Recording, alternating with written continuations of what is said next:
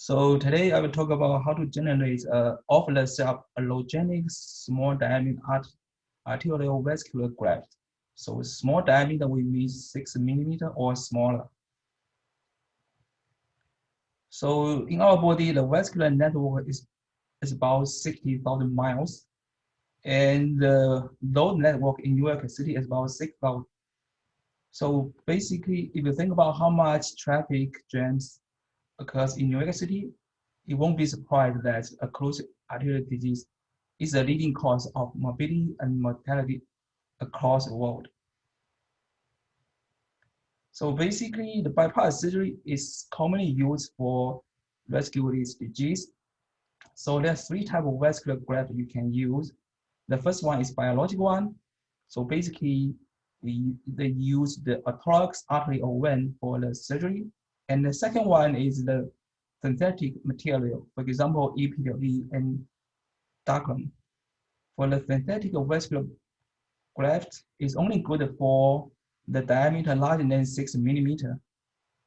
And the last one is tissue engineered blood vessel, and there's a lot of with clinical study is still ongoing.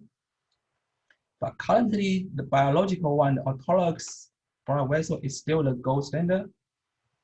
But there's a 25% patient don't have the suitable blood vessel for the bypass surgery, and 39% of the autologous cardiac bypass surgery failed. And finally, the harvesting of autologous tissue will lead to a morbidity in the harvesting sites. So currently, a lot of effort has been put on the tissue engineered blood vessel. For example, one of the study, this is a clinical study, and they demonstrate that the 6 millimeter EPLE vascular graft, all of them will fail within 7 years. But if you add 1 layer of endothelium cell, 70% will remain patent in 7 years. In their 15 years follow-up study, they further demonstrate that still there's a 60% of the graft will remain patent in 15 years. And if you have the medical intervention, the secondary patency will increase to 85%. However, in this study, they use autologous cells, so which is highly cost, time-consuming, and each patient is their own patient-specific vascular graft. In addition, they use the venous endothelium cells. So it's been well demonstrated that the venous graft is not as good as artery graft because the patency of vein graft is about 60 to 70%, which is 20 to 30% lower than artery graft. So our goal is to generate a small diameter artery, and we want to generate that off the shelf, so it will be ready available when the patient need it. And we want to make it allogenic, so which means one graft are suitable for most of the patients. And to make it allogenic, we need to have a universal arterial endothelium cells. So today we'll talk about how to minimize the immunogenicity in arterial endothelium cells, and then I will show you how to attach the endothelium cell to on APW to make a vascular graft. And to make it off the cells, we want to make sure this graft can be quite preserved. And finally, I will show you some results, how those vascular grafts performs in a rhesus animal model. So there's a 3 ways to minimize immune response. The first one is patient-specific cells. As I mentioned, it's highly cost and time-consuming. So second strategy is you build a matched cell bank, but we still need a few thousand cell lines in order to cover most of the population in this country. So the last strategy is gene editing method. So you knock out Cas1 and Cas2 genes. So there's 8 Cas1 genes, and all of them need to bind with B12 in order to express on the cell surface. So if we knock out B12 genes, all the Cas1 gene will not able to display on the cell surface. For Cas2 genes, we decide to delete C2TA, which is a master regulator of Cas2 genes. Once you delete the C2TA, all the 15 Cas2 genes will not express.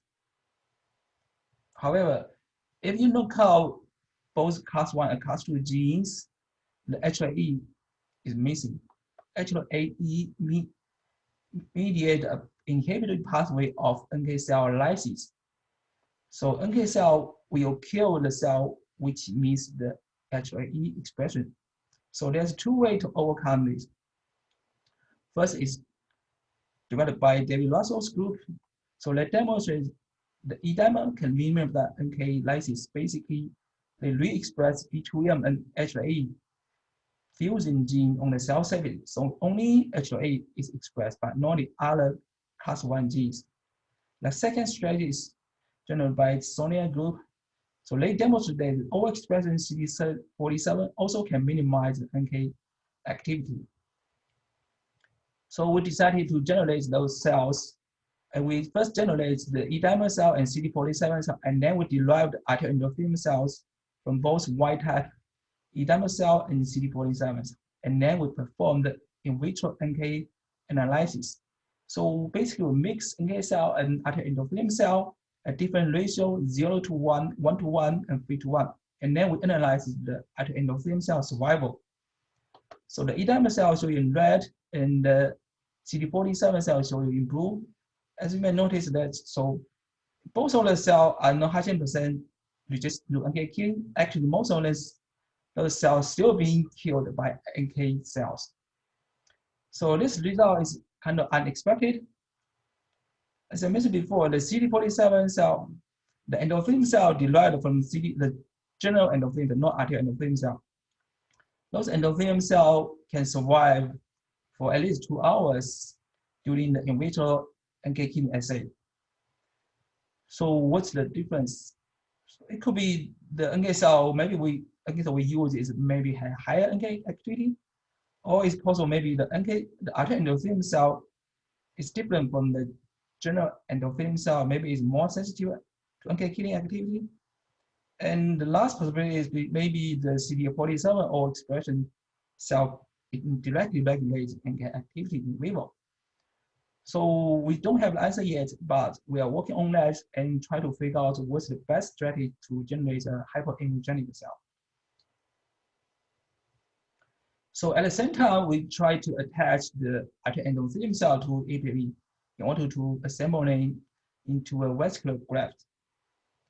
So APV basically is very hydrophobic. So in the naked APV, normal cell can attach. The cell was labeled by red. So maybe only a few dead cells can attach. So we try a bunch of different coding strategies. So, and we found that the dopamine actually is the best.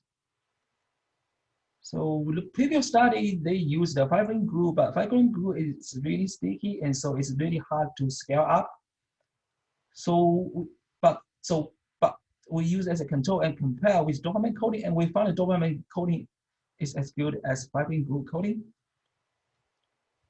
But we do have some variation between experiments. For example, in this experiment, we see really nice cell attachment bar, and this one we see really patchy cell adhesion. And the statistics also show that there's a huge variation between different experiments.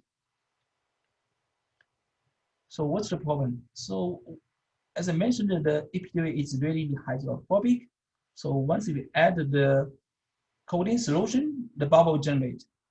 So we can remove the bubble, use repeating pipetting, but the bubble can still be generated by other process. For example, during the cool down and warm up process, the gas release, so the bubble generates. As we all know that if you want to heat up the water, so the bubble will generate during this process. So the key is basically you need to pre-warm the coating solution and EPV before you start the coating.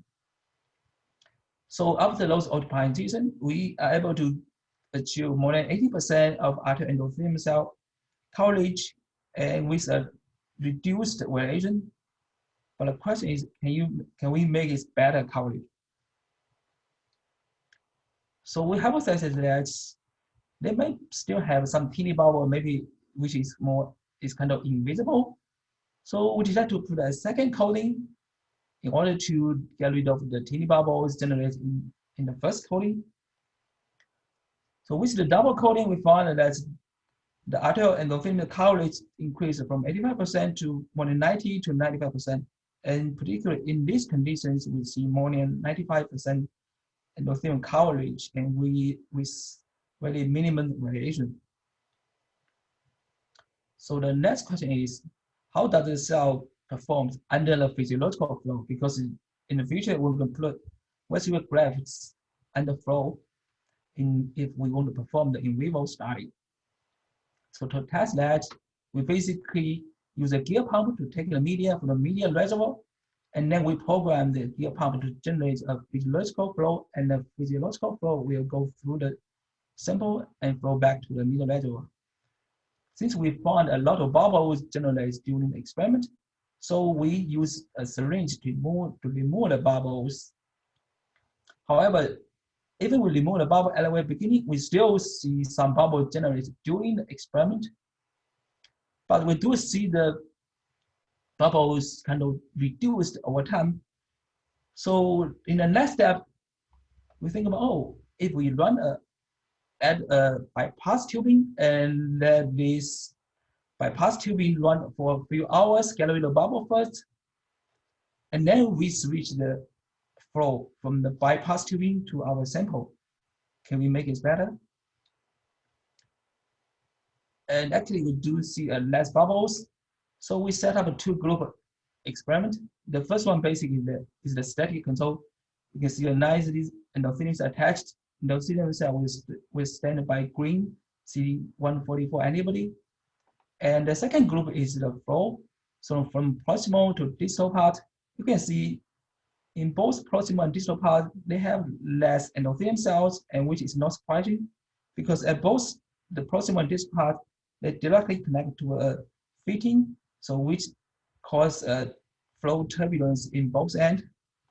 But if we focus on the middle part of the sample, we can see that endothelium cell is pretty good. It may be similar to the static. So we go ahead, calculate the endothelium cell coverage.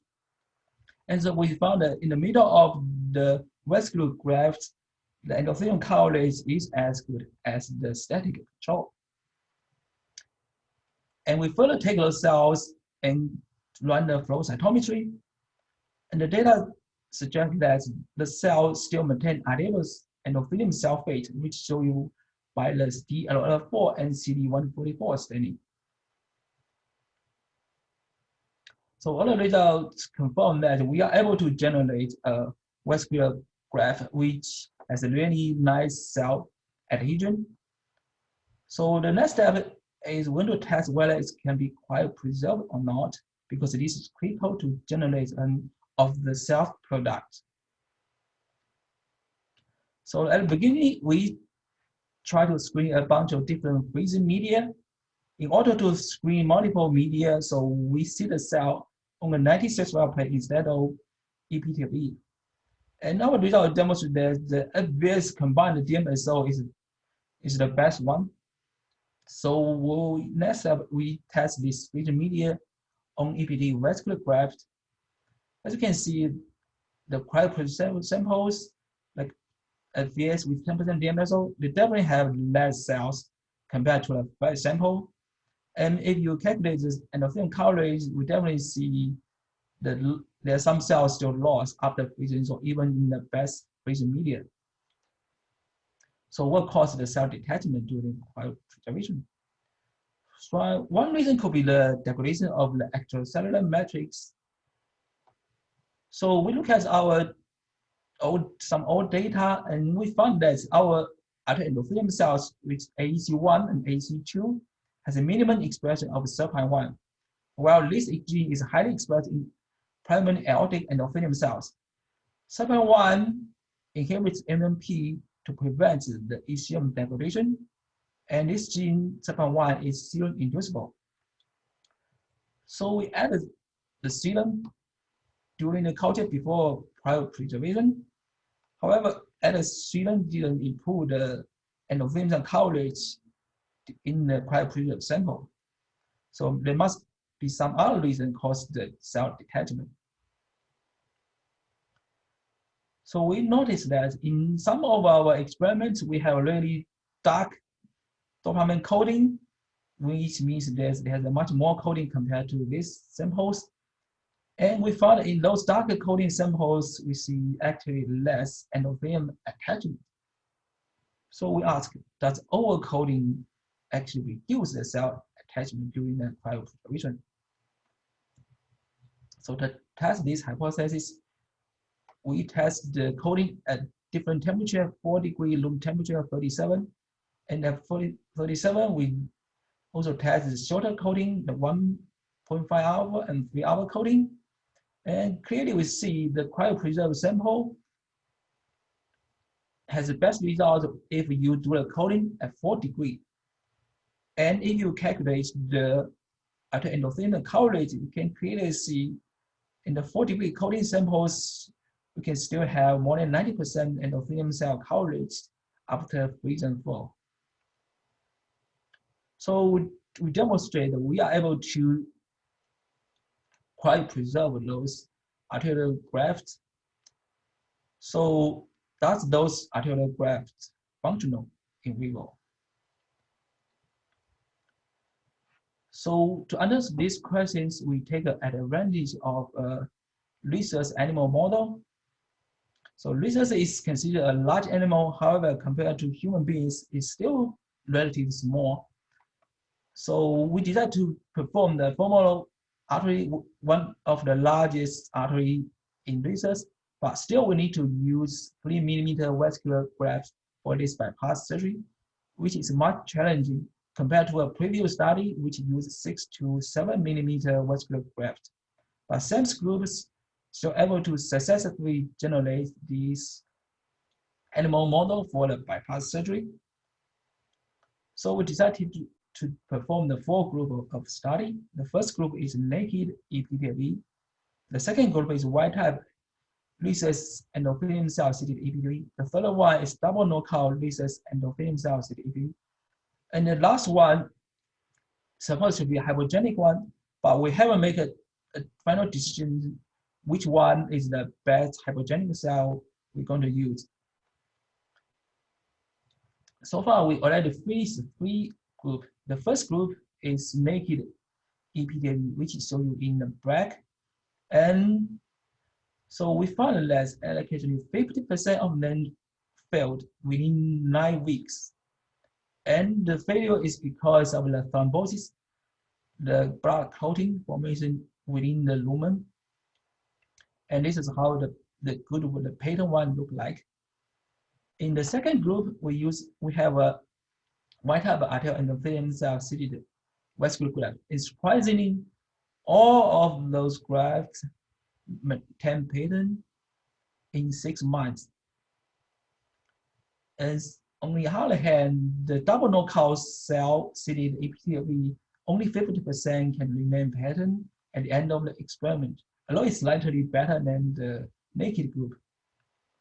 So this result is unexpected. We are expecting the double knockout may have survived better because a lot of study, like in mouse model, they demonstrate the double knockout cell definitely will survive better compared to the wild type cells. So why type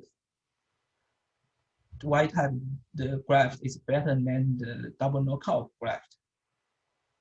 So it's been shown that the double knockout cell actually has is more sensitive to NK cells.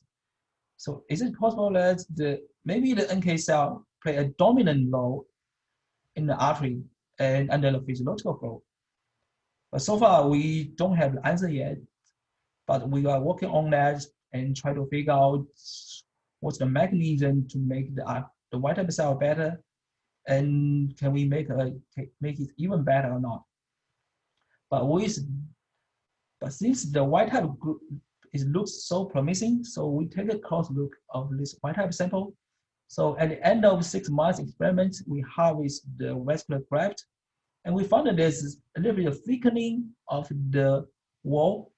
So we go ahead perform the HE staining, and we found that there's intimal hyperplasia occurs, which causes the narrowing of the lumen. So in the future, if you want to use this vascular graft for peripheral artery disease like a 6 mm diameter, so this may not be a problem because think about the large flow rates in those blood vessels. But if you want to use this for cardiac, like a 3 mm bypass surgery, and the intimal hyperplasia will be a big issue.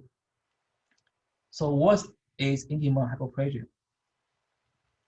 So one main reason causes intimal hyperplasia is the dedifferentiation and proliferation of the smooth muscle cell. So once the smooth muscle cell proliferate, they will cause the narrowing of the lumen. And if those tissue keep build up, they can completely block the artery graft. Fortunately, we have established a high school screening to identify small molecules that can inhibit the intimal hyperplasia. And I have shown you the result 2 years ago, so I'm not going to go to every details. But basically, we have screened about 5,000 compounds, and we found LabSOX is the most potent one. So we take the LabSOX and test it in the rat model. So we use the balloon to cause the damage of the endothelium cell of the carotid artery. And since the endothelium cell is damaged, so the smooth muscle cell underneath was exposed to the shear stress, so they proliferate and cause those intimal hyperplasia formation. So you can see a really thick intimal layer. With the once the animal treated with the LabSOX, you can see the really thinner intimal layer. And if you calculate the ratio between the intimal layer and the medial layer, so the LabSOX treatment can decrease the ratio from 1.5 to 0.5%. So all the data suggests that the LabSOX can potentially be used to inhibit the intimal hyperplasia in our artery graft.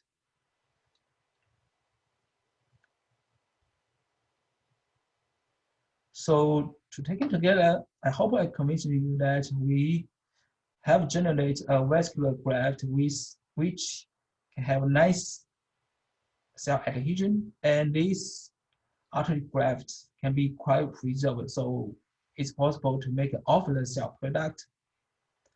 So for the animal result, it's a little bit confusing, but the exciting part is 100% of the wild-type ANC-derived vascular grafts remain patent in 6 months. So we currently only have 6 animals for each group.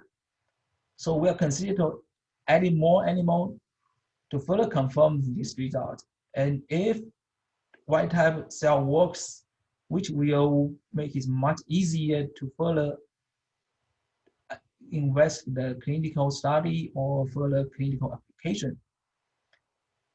The result somehow is unexpected, but we do see a really promising result, and I think we can make it work. So, and thank you for Jamie.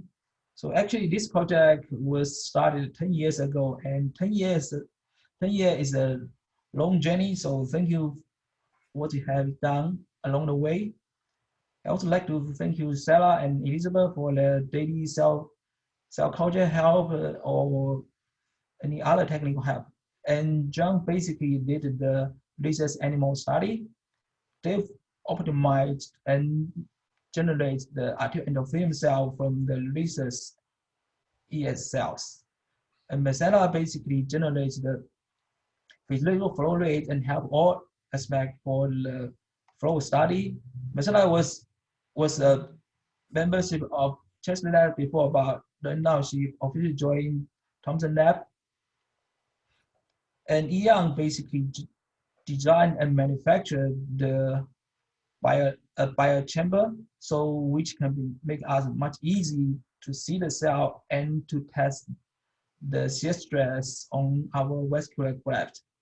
So also thank you all other members in Thompson's lab and Chester Lab and Struckerman Lab. And also thank you Sam's group for performing this research animal surgery and primary center for taking care of a monkey.